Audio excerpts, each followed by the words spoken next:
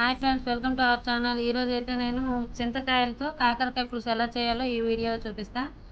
ముందుగా చింతకాయలని ఈ విధంగా ఉడికించేసి పక్కన పెట్టుకున్నాను. తర్వాత ఒక ప్యాన్లో ఆయిల్ వేసుకొని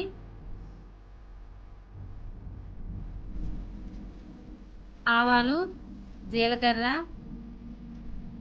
మెంతులు, ఆనియన్స్, పచ్చిమిర్చి, ఎండుమిర్చి, కరివేపాకు వేసుకుని ఈ విధంగా ఫ్రై చేసుకోవాలి.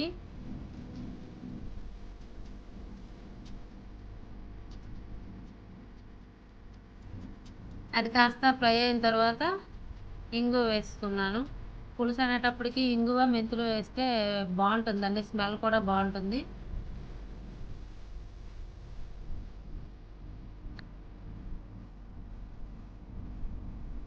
ఈ విధంగా పులుసు చేసుకుంటే చేదు అంతగా ఉండదు.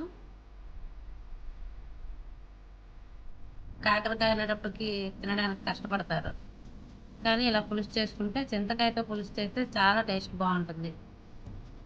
చిటికెడు ఇంగువ వేసుకొని అది బాగా ఫ్రై అయిన తర్వాత టమాటా వేసుకొని ఆ టమాటా పైన కొంచెం సాల్ట్ వేసి మగ్గించుకోవాలి. సాల్ట్ వేసి మూత పెడితే అది బాగా మగ్గిపోతుంది, తొందరగానే మగ్గిపోద్ది. అలా ఇలా చేస్తే తొందరగా మగ్గుతుంది.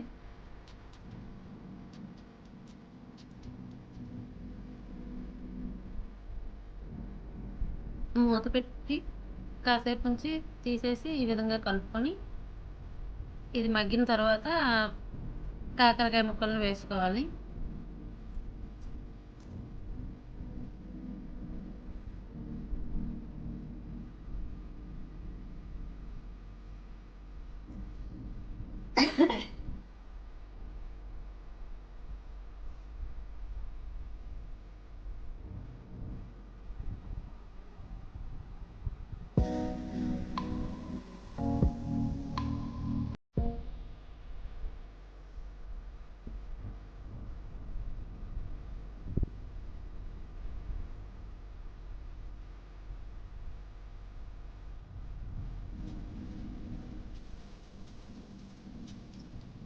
అది కాస్త వేగిన తర్వాత కొంచెం రుచికి సరిపడా ఉప్పు, కారం వేసుకొని ముందుగా మనం చింతకాయలని అందులో జ్యూస్ తీసి ఉంచాం కదండి, అది వేసుకుంటే అది వేసాను.